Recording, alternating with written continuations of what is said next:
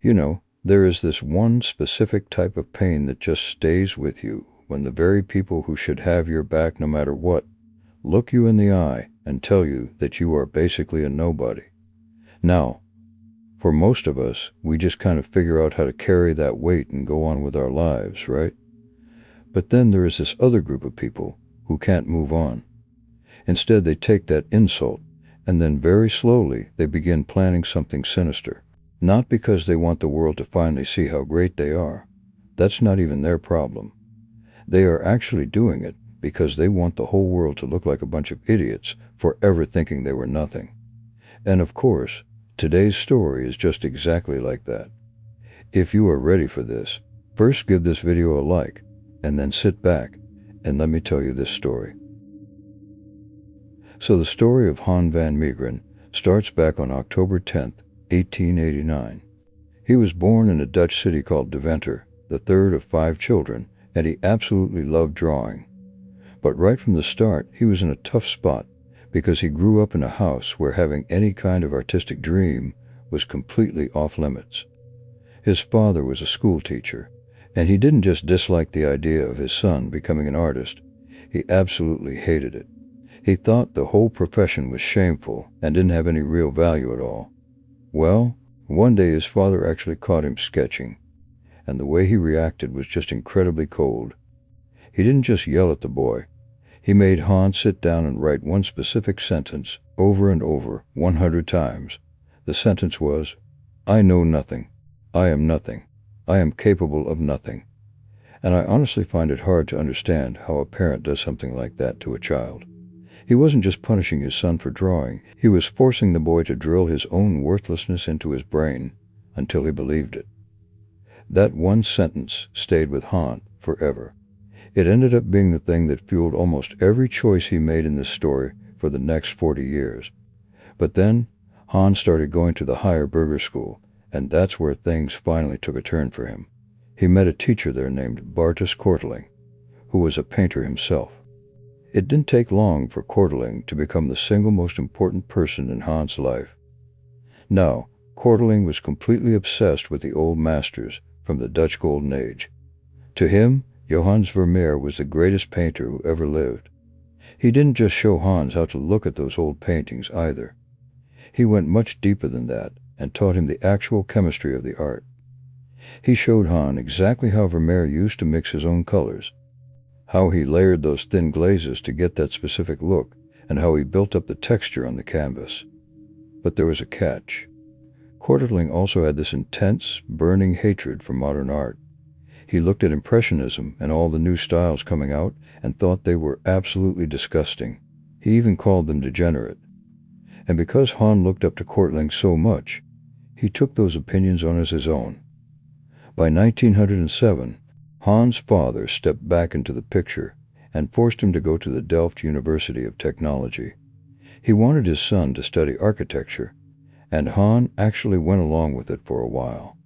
He showed up to the classes, he took all the early exams, and he passed every single one of them without breaking a sweat.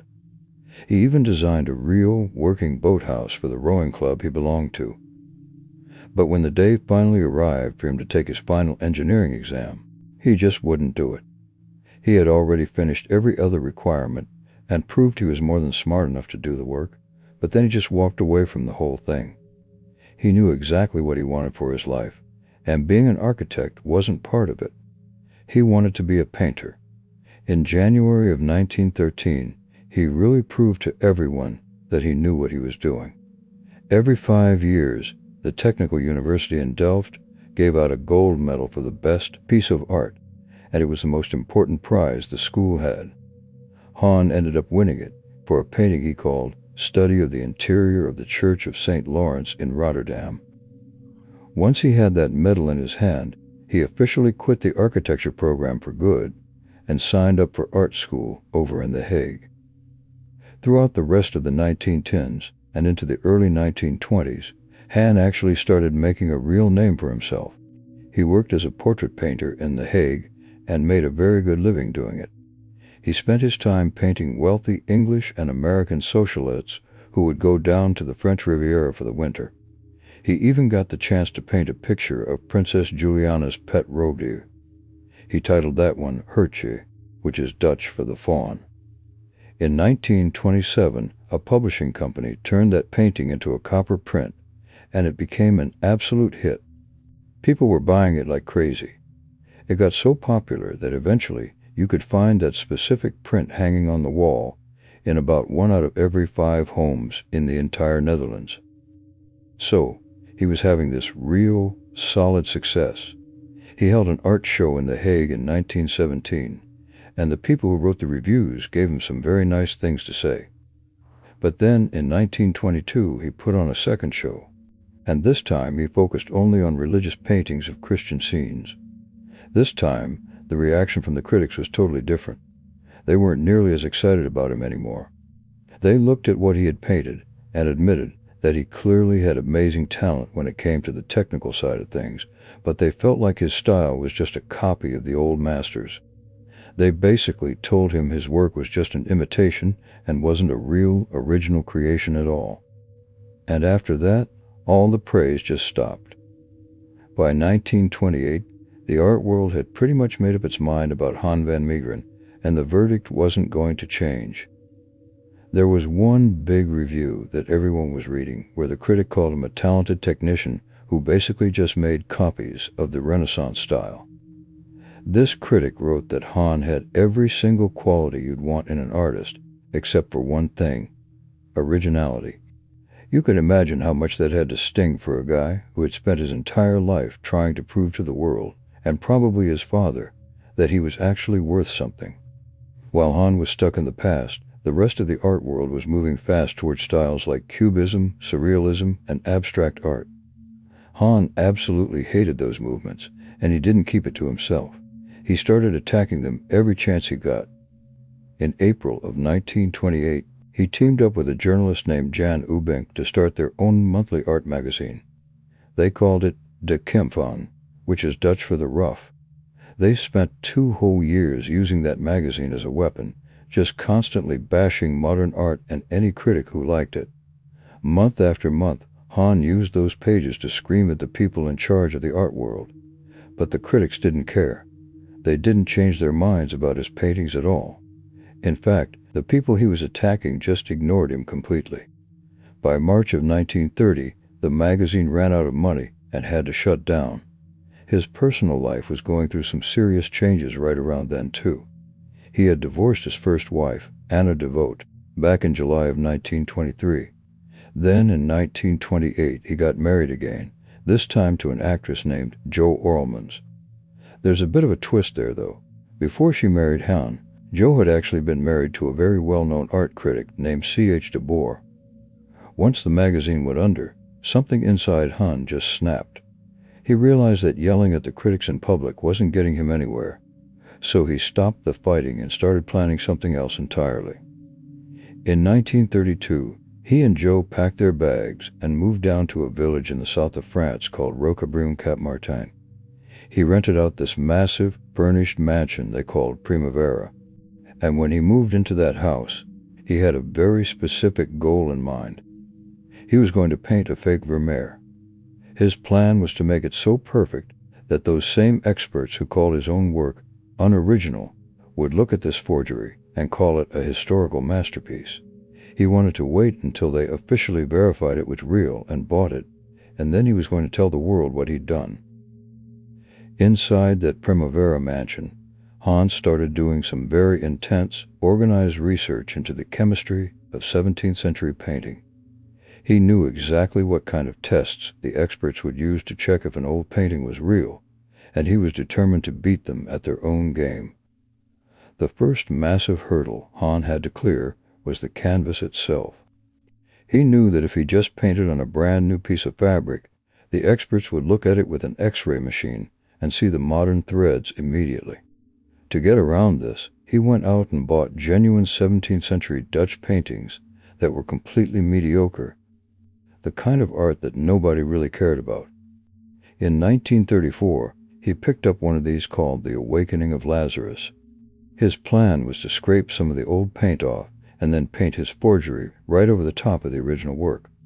That way, Any X-ray test would show an authentic canvas and the original wood stretcher bars from the 1600s hiding underneath his new paint. Then he had to figure out the paint. Modern paints use man-made dyes, and a scientist with a microscope can spot those in a heartbeat. So, Hahn tracked down raw minerals and ground them into powder by hand, following the exact recipes people used in the 1600s.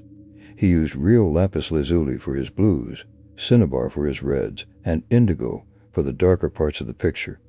He used white lead for the bright highlights, which was a really smart move because white lead shows up with the perfect density on an X-ray film. But the biggest headache he faced was the aging process.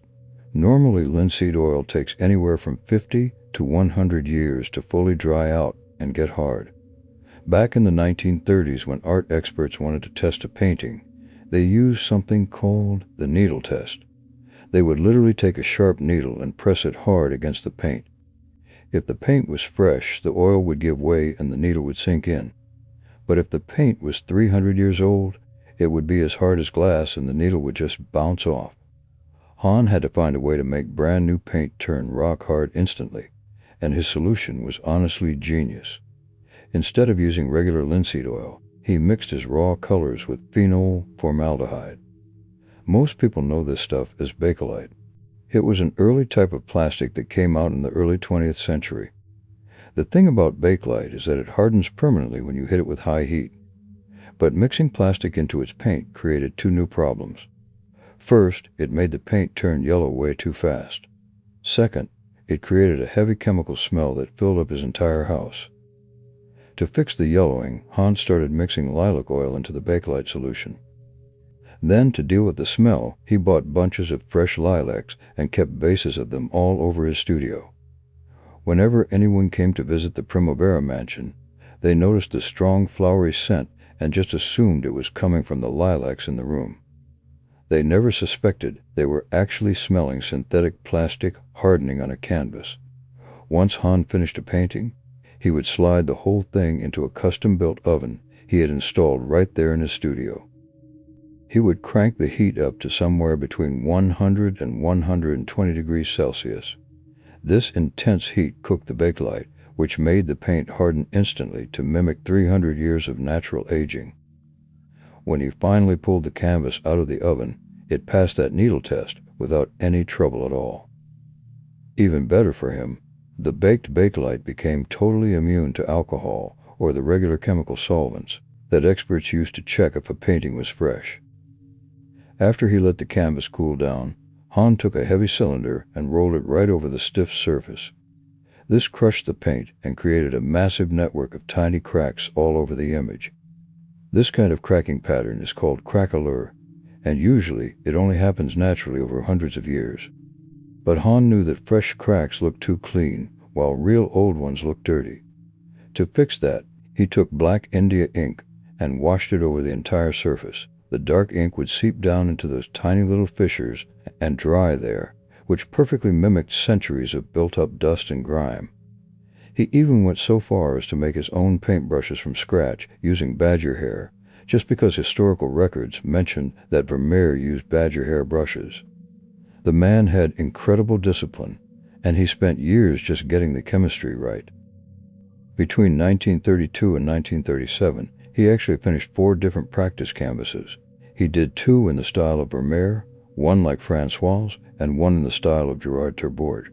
He put every single one of them through that same baking and cracking process. He never tried to sell these paintings, and he never even showed them to anyone. He just needed to be absolutely certain his technique was flawless before he staked his whole plan on one final masterpiece. When he finally felt he was ready to paint his big masterwork, he made a very smart move about what the painting should actually be. He didn't just try to copy an existing Vermeer. Instead, he looked at what the top art scholars were arguing about at the time. Back in the 1930s, the leading art historians had a very popular theory that Johannes Vermeer had an undocumented Italian period very early in his career.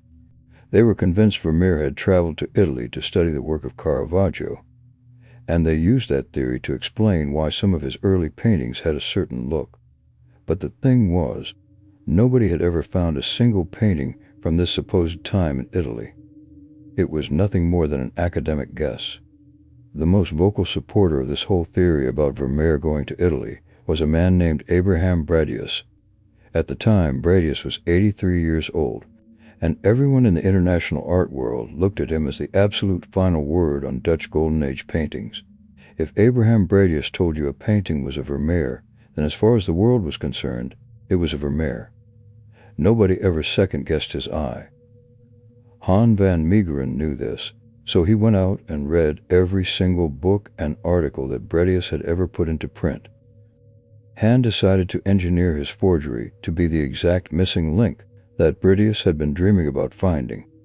To do this, he based his layout on a very famous painting by Caravaggio called The Supper at Emmaus, which you can find in a museum in Milan.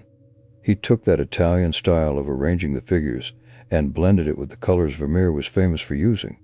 Then, he added in the specific kinds of bread and ceramic jugs that show up in Vermeer's actual work.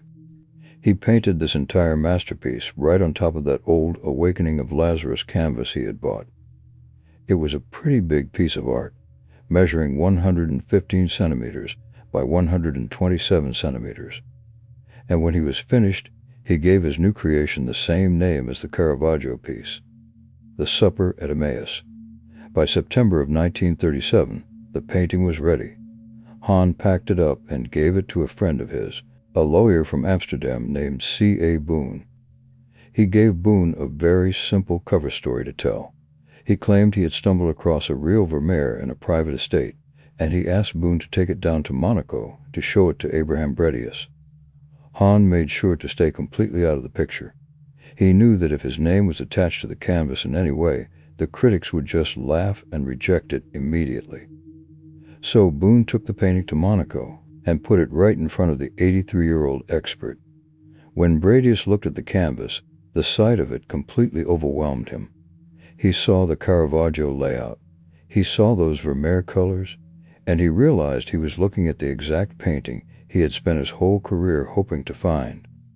Bredius sat down and wrote an article for the Burlington magazine, which was the most respected art journal in the entire world. He didn't have any doubts at all. He wrote about how wonderful it feels for an art lover to suddenly come face to face with a painting by a great master that nobody knew existed, especially one that was still on its original canvas, hadn't been touched up by restorers, and looked exactly like it did the day it left the artist's studio. With those words, he officially told the world that the painting was a masterpiece by Johannes Vermeer of Delft. Since Abraham Bredius had given his blessing, the rest of the art world just fell right into line. The experts took the painting into their labs and hit it with every standard test they had on the books. They tried to scrub the colors with powerful chemical solvents to see if the paint was fresh, but that baked Bakelite didn't budge. Then they ran X-rays over the whole canvas. When the X-rays shot through the image, they picked up that old 17th-century painting, The Awakening of Lazarus, hiding underneath. To the experts, this was perfect proof. It matched the historical fact that the old masters often painted over old canvases just to save a bit of money. They even did microspectroscopy and checked the white lead in the paint. The scientists came back and confirmed that the pigments were all historically accurate minerals. They didn't find a single trace of modern synthetic dyes. By the time they were done, The Supper at Emmaus had passed every single test that existed in 1937. Right away, a big Dutch cultural group called the Rembrandt Society moved in to buy it. They started pulling together donations to come up with the cash. A very rich shipping businessman from Rotterdam named William van der Worm put up a huge amount of the money. Even Abraham Bredius put some of his own personal wealth into the fund, and a few other private collectors chipped in the rest. In the end, they bought the painting for 520,000 guilders. At that time, it was the most money anyone had ever paid for a single painting in the entire history of the Netherlands. The Rembrandt Society then gave the painting to the Museum Boijmans van Beuningen in Rotterdam. In 1938, Queen Wilhelmina was celebrating her jubilee, so the museum put together this massive special show to honor her. They gathered 450 authentic Dutch old masters covering 400 years of history. They had real Rembrandts and paintings by Grunewald hanging on the walls, but they gave Hans Emmaus its very own special alcove. One art critic who went to see the Jubilee show wrote that the room where they kept the Emmaus felt as quiet as a chapel. He didn't even pay attention to the Rembrandts in the other rooms. He called this new Vermeer the spiritual heart of the whole exhibition. The painting turned into a total national sensation. The Reich Museum in Amsterdam, which already owned the actual, verified collection of real Vermeers, wanted the Emmaus so badly that they reached out to the Boymans Museum. They officially offered to trade one of their own genuine Vermeers just to get their hands on it.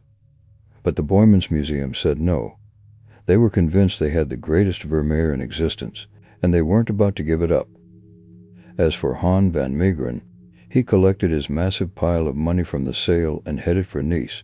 He bought himself a huge 12-bedroom estate in a very fancy neighborhood called Les Arrands des Simias. He walked into his new mansion and used his riches to buy actual old master paintings, which he hung right there on his own walls. Now, here is the thing. Once Abraham Bredius officially signed off on the Emmaus and called it a masterpiece, the rules of the game changed completely for Hans. He didn't even have to worry about matching a real 17th-century Vermeer anymore. All he had to do was make sure his next paintings looked like the forgery he'd already gotten away with. That first fake basically became the new standard for what a Vermeer was supposed to look like. So he went right back into his studio in Nice and started creating more work. He painted 2 new pieces in the style of another old Dutch master named Peter de Hoch. He gave them the titles Interior with Card Players and Interior with Drinkers. Then he did one more Vermeer forgery that he called Last Supper 1. He handed these over to art dealers, and they sold them without any trouble at all. The people buying the art just looked at the way he used the colors and the brushes, saw it matched the famous Emmaus, and handed over their money. By September of 1939, war was starting to threaten all of Europe. So Hans packed up his things and moved back to the Netherlands. He went to live in a wealthy little village full of artists called Laren, which is just north of Amsterdam. Right around this time, you can really see the physical toll this double life was taking on the guy. His health just started falling apart. He was a constant chain smoker. He started drinking heavily from the second he woke up every single day until the moment he went to bed, and he even got hooked on sleeping pills that were laced with morphine. On the outside, he was winning in every way you could imagine. He had millions of guilders in the bank, he lived in giant mansions, and the critics absolutely loved the paintings he was secretly making. But on the inside, his mind and his body were just rotting away. Even though his health was failing, he was still painting a ton of stuff. But he started getting really sloppy with his technique. He stopped doing that careful, obsessive work he'd done on the Emmaus. He started rushing the paint onto the canvas and just got lazy about the details. Then, in May of 1940, Nazi Germany moved in and occupied the Netherlands. As soon as the invasion started, the Dutch government and the heads of the big museums went into a total panic. They scrambled to take all their real old master paintings off the walls and lock them away in deep, hidden storage vaults. They were terrified the German forces were going to steal their national treasures, but honestly, this ended up giving Hans van Meegeren a shield he never even saw coming. Because the authorities had hidden all the real Vermeers in the dark, there was no way for anyone to take Hans' new, lazier paintings and hold them up next to the originals for a side-by-side comparison. He didn't plan it this way, but the Nazi occupation gave him the perfect cover, and he ended up benefiting directly from that horrible war the entire time it lasted. He made a smaller piece in Vermeer's style that he called the Head of Christ. He gave it to a middleman, and that guy sold it off to a private collector. Then Hans painted this huge canvas called the Last Supper 2. When he put this big one on the market, he told his dealers a very specific story. He claimed that the little Head of Christ he had just sold was actually Vermeer's early practice sketch for this new giant masterpiece. Now, if you think about how the art world works, That logic makes total sense to a dealer. If a small study exists and the experts have already said it's real, then the big final painting has to be real too. A dealer named Ren Stribes in the Hogenhout Gallery in Amsterdam took The Last Supper too and showed it to a man named Daniel George van Beuningen. This guy was one of the most famous and respected private art collectors in the whole country. He looked at the painting, saw how it connected back to that smaller study, and he bought it for 1.6 million guilders.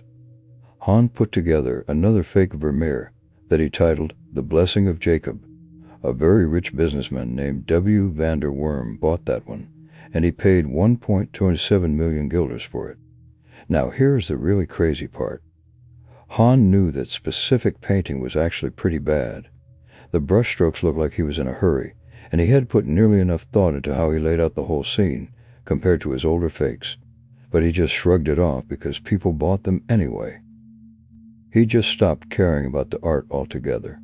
All the big-shot experts had proven they would throw money at anything he gave them, just as long as he stuck Vermeer's name on it. And then things got completely ridiculous. Hahn painted a new piece he called The Washing of the Feet. The actual Dutch government decided they had to have it for the Rijksmuseum in Amsterdam. They spent about 1.3 million guilders on it. That was more money than the National Museum had ever spent on a single painting in its entire history. The state literally took the people's money to buy a fake from a guy living just north of the city, and then they put it on display like it was a priceless treasure for the whole country. By the end of 1942, Hahn had piled up a massive amount of money. Altogether, his fake paintings had brought in somewhere between 5.5 and 7.5 million guilders. If you look at what that would be worth today, it's about 25 to 30 million US dollars. He took that giant pile of cash and went on a shopping spree, buying 52 different houses and 15 big country mansions all around the area where he lived in Laren. Eventually, he moved into a giant house on the water at Keizersgracht, 321. That address is right on the Emperor's Canal, which was one of the fanciest places you could possibly live in all of Amsterdam. And then he did something that just shows you how strange this whole thing had become. He took the money he made from his fakes, went out to the real art market, and bought actual, authentic, old master paintings. He brought them home and hung those real masterpieces right there on his own walls. The whole thing just moved to a completely different level of crazy after that. In 1942, Van Meegeren used one of his middleman agents to get in touch with a guy named Alois Miedel. Now, Miedel was a banker over in Munich, but he was also an art dealer who had a direct line to Hermann Göring. The agent showed Miedel a brand new fake Vermeer called Christ with the Adulteress. The story they told him was that someone had just found it down in Italy and brought it up north. Miedel took one look at the style of the painting and agreed to buy it for 1.65 million guilders. That price actually broke the record again. At that point in time, it was the most anyone had ever paid for a painting in history. Miedel took that painting straight to Hermann Göring himself. You have to remember who Göring was. He was the Reichsmarschall, the head of the Luftwaffe, and basically the second most powerful man in all of Nazi Germany. For years, he'd been going around like a predator, looting art galleries and private homes in every country the Nazis took over. He'd built up this massive private collection of stolen art, just taking whatever he wanted from the people he conquered. But there was one thing he wanted more than anything: a Vermeer. He was completely obsessed with owning one, but he'd never been able to find one for sale. So the second Miedel showed up with Christ with the Adulteress, Göring had to have it. He actually went to his own huge stash of stolen art and pulled out 137 real paintings from his collection. He traded every single one of those authentic works just to get his hands on that one Van Meegeren fake.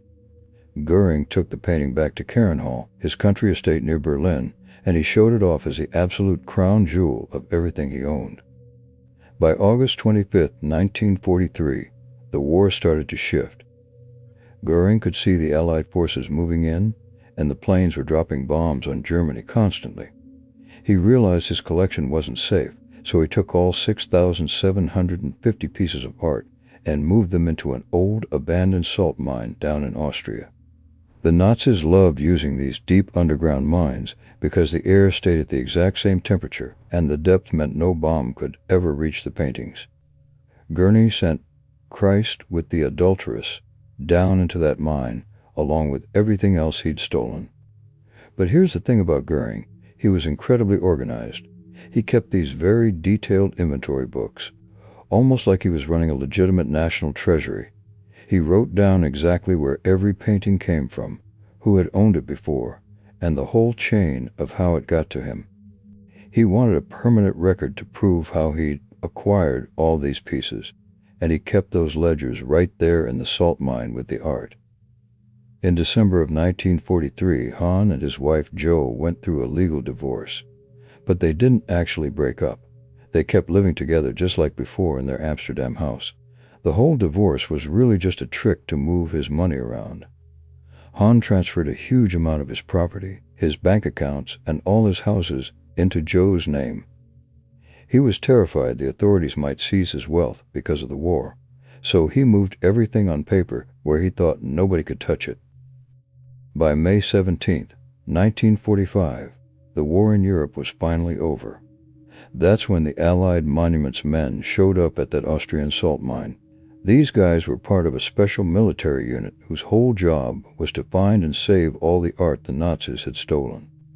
Captain Harry Anderson was leading the team. They went down into that dark mine and found over 6,750 pieces of art just sitting in crates or leaning against the cave walls. And right there, mixed in with all those stolen masterpieces, they found Christ with the Adulteress. Now, these monuments men weren't just soldiers. They were highly trained art experts. They pulled that painting out and looked at it very closely, and they walked away totally convinced by the opinion Abraham Bredius had set years before. They officially labeled it a real Vermeer. As far as they were concerned, they had just rescued a priceless piece of Dutch history. But while they were down there, the investigators also stumbled onto those ledgers Göring had kept. They opened the books and found that Göring's obsession with details had left them a perfect trail of breadcrumbs. The record showed exactly how that painting ended up in the mine. It laid out clearly that Göring had gotten the piece from Alois Meedel. The Allied authorities started a massive manhunt for Meedel right away. They eventually found him hiding out in Spain, where he'd run after the war because the government there was protecting people who supported the fascists. The Allies couldn't actually force him to come back and face trial, but Meedel did agree to sit down and talk to them. When the investigators asked him where the Vermeer came from, Meedel looked at his own notes. He told them he'd bought it from a Dutch seller who was working through a middleman in Amsterdam. The investigators took that lead. This followed the trail backward link by link, and it led them right to the front door of Han van Meegeren. To the police, this looked like the simplest case in the world. They were looking at a Dutch citizen who owned a priceless Vermeer, something the law said was a national treasure, and then sold it to the Nazis just to make a buck. So, there they were, the authorities standing right in the middle of Van Meegeren's apartment, demanding he tell them exactly where he got this world-class masterpiece and why on earth he decided to sell it to the enemy. And Han just stood there, unable to say a word. He looked at those investigators and realized the walls were closing in on him. If he tried to tell them some story about buying the painting from an old estate or finding it somewhere, they'd immediately want to see the receipts. They'd want the paperwork, the names of the previous owners, and every bit of proof showing how it changed hands. And he had absolutely nothing. Any normal excuse he could come up with was just going to make him look more guilty of treason. But he also felt like he couldn't tell them the truth. How could he possibly say he painted it himself? This painting had already fooled Abraham Bredius. It fooled Daniel George van Beuningen and Hermann Göring. Even the Allied art experts who just found it in the salt mine had signed off on it again. If he suddenly claimed that he'd just whipped up this world-famous Vermeer in his own studio a few years back, nobody in their right mind would believe him. His own genius had built a cage around him. On May 29, 1945, the Dutch police officially placed Han van Meegeren under arrest. They hit him with charges of fraud and, much more seriously, aiding and abetting the enemy. Back then, that collaboration charge could actually get you the death penalty. They marched him out of his beautiful canal house and locked him up in Wetteringschan's prison for a while. Not long after the charges were made official, the Allied authorities moved him out of that prison. They took him over to the headquarters of the military command, which was located at Herengracht 458 in Amsterdam. The guards never took their eyes off him. He was being held for treason and selling out his country's heritage, and if he couldn't find a way out, they were going to execute him. Han was sitting there in that military headquarters, and it hit him that he was completely trapped. He didn't have a normal way out of this. So he asked for a formal sit-down. He told the Allied authorities he wanted them in the room, and he wanted the reporters there too. They agreed to it, and everyone gathered around to hear what he had to say. He looked those investigators right in the face and dropped a total bombshell. He told them flat out that he hadn't sold a national treasure to Hermann Göring at all. He claimed he'd painted Christ with the Adulteress himself, right in his own studio. And he didn't stop there. He started listing off 5 other Vermeers that had shown up on the market over the last few years, plus 2 paintings by Peter de Hooch. He looked at the authorities and told them he was the one who painted every single one of them. Then he went even further. He told them they needed to take a really close look at the supper at Emmaus. He confessed that he painted that one too. But when the authorities and the art experts heard his confession, they just didn't believe a word of it. They looked at the paintings and then looked at his story and just flat out rejected it. They actually went to the newspapers and argued that Han was just making the whole thing up as a last-ditch effort to save his own skin and stay away from the firing squad. And honestly, when you look at why the experts acted that way, it kind of makes sense. It's easy to assume they were just lying to protect their reputations and their money, but I don't think it was that simple. Abraham Bredius was almost 90 years old by then. He'd built his whole career and his entire legacy on his perfect eye for Dutch paintings. All the other experts had built their lives on the same kind of work. To admit Han was telling the truth would mean admitting their whole lives were a mistake. They'd have to own up to being completely played by a single bitter painter hiding out in the south of France. For a professional, that is a soul-crushing thing to accept. I don't even think they were being intentionally dishonest. It was more like a survival instinct. They literally could not handle the truth, so they just kept telling the police that Van Meegeren was a liar. But Han didn't just sit in his cell and beg them to believe him. Instead, he made this incredibly bold gamble. He went back to the Dutch officials and made them a very specific deal. He told them he would paint a brand new Vermeer from scratch, right in front of their eyes, while they watched his every move. He told them that if they saw him create a masterpiece with their own eyes, they would have no choice but to drop those treason charges. The Dutch authorities actually agreed to the test. They went out and rented a house just for this, brought in all the raw materials he asked for, and moved him into the building to get to work. From July all the way to December of 1945, Han lived in that government house and he painted. He decided to create a totally original scene in the style of Vermeer, not a copy of something that already existed. He called the piece Jesus Among the Doctors, though some people know it as Young Christ in the Temple. The whole setup inside that house was incredibly intense. It was this weird mix of an artist's studio, a jail cell, and a crime lab all at the same time. There were armed guards in the room every single day. Reporters were standing there, scribbling in their notebooks. The court even sent official legal witnesses to stand there and watch his hands as he worked. He was working right in front of people who actually wanted him to fail, because if he pulled it off, he was going to ruin their professional reputations. By September of 1945, Han hadn't even finished the painting yet, but the Dutch officials had already seen more than enough. They'd been watching his technique, and they saw Vermeer's style coming to life right there on the canvas in front of them. Because of that, the authorities officially bought his story. They formally dropped the death penalty charges for treason and helping the enemy, and they swapped them out for a charge of forgery instead. Just like that, the threat of the firing squad was off the table. Hans stayed in that house and kept working until he finished the painting at the end of December 1945. But even with that, the legal system still needed cold, hard proof before they could actually take this to a final trial. They couldn't just rely on the fact that they'd watched him paint one new picture. They had to prove that all those old ones were fakes too. To do that, the authorities called in Dr. Paul B. Corgans. Now, Cormans was the director of the chemistry lab at the Royal Museums of Fine Arts of Belgium in Brussels, and he lived completely outside the world of art critics and their opinions. He didn't care about the feeling of a brushstroke or some deep spiritual meaning or any of that emotional stuff. He only cared about the science. Cormans put together an official international team of scientists, bringing in museum curators, university professors, and expert chemists from the Netherlands, Belgium, and England. They took the paintings Hahn had admitted to forging and started taking them apart forensically.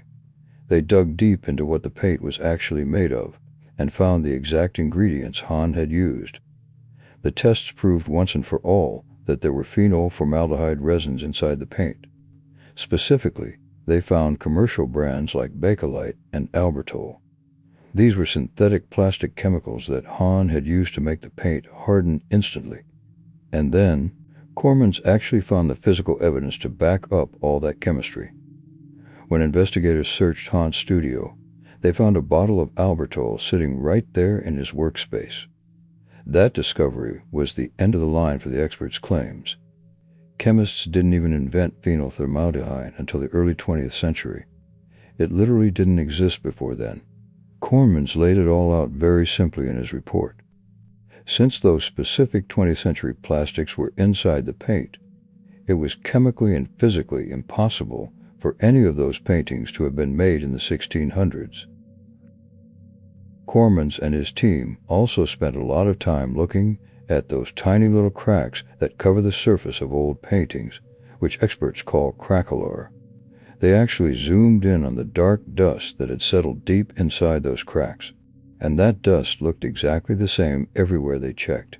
See, if dust naturally piles up over 300 years, it creates these messy, irregular layers that look different under a microscope, and because this dust was all identical, it showed that someone had just smeared it over the painting all at once to make it look old.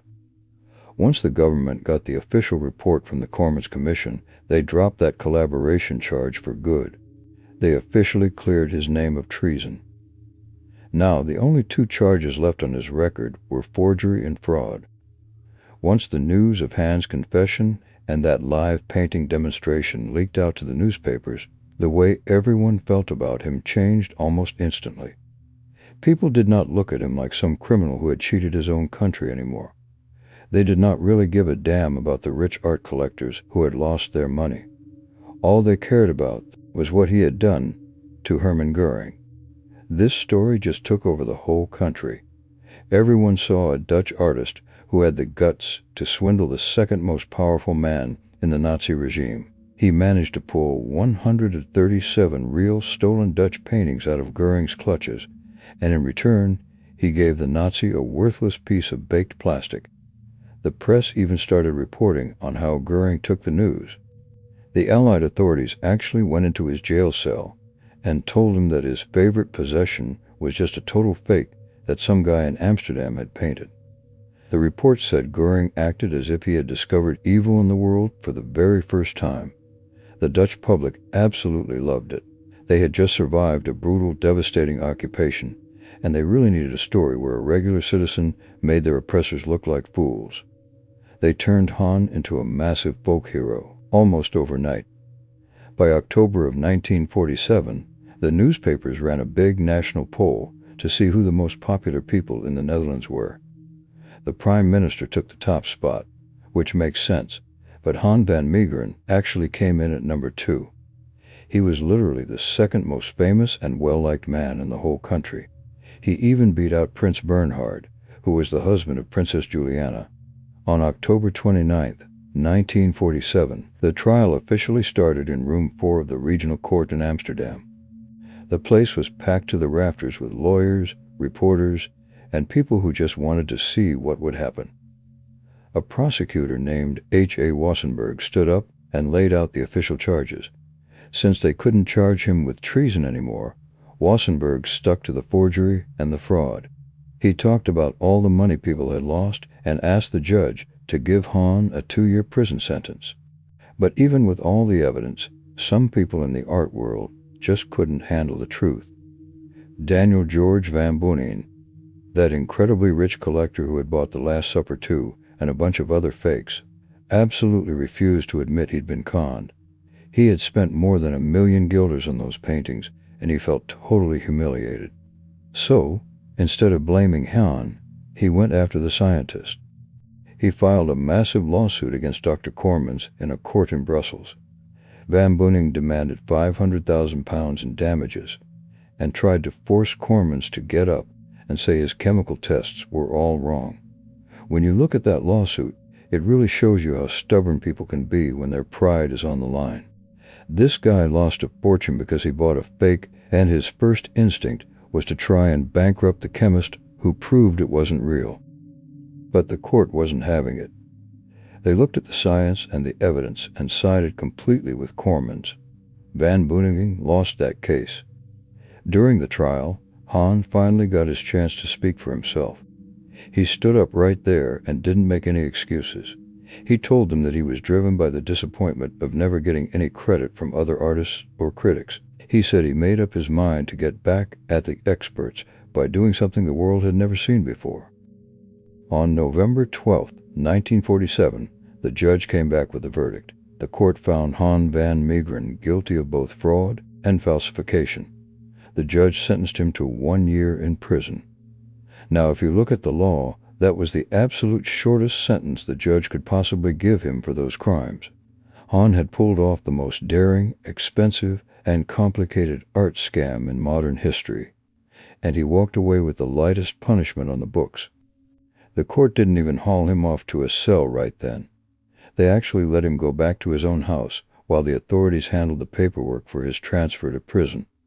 So he just walked out of the courtroom and went home. Right away, the court started bankruptcy proceedings to grab his assets, but that money had moved to his wife, Jo, during their fake divorce.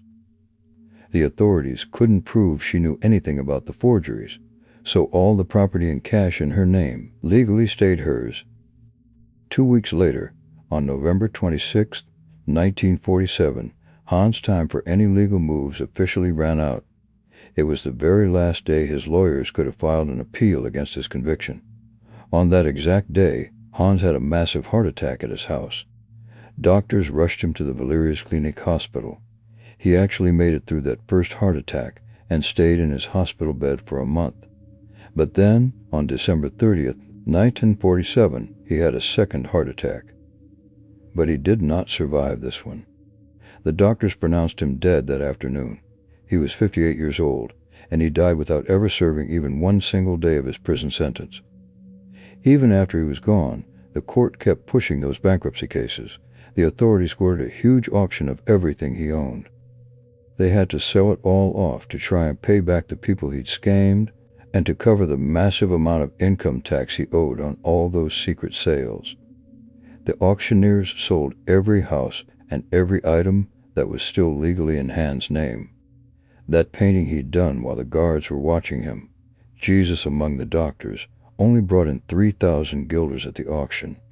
That was about $800 back then. When everything was said and done, the entire auction only made 242,000 guilders. As for the supper at Emmaus, it never actually left the Museum Boems van Beuningen in Rotterdam. They just went over to the frame and swapped out the little nameplate underneath it. It doesn't say Johannes Vermeer anymore. Now the plaque says, Hahn van Meegeren, after Vermeer, 1936 to 1937.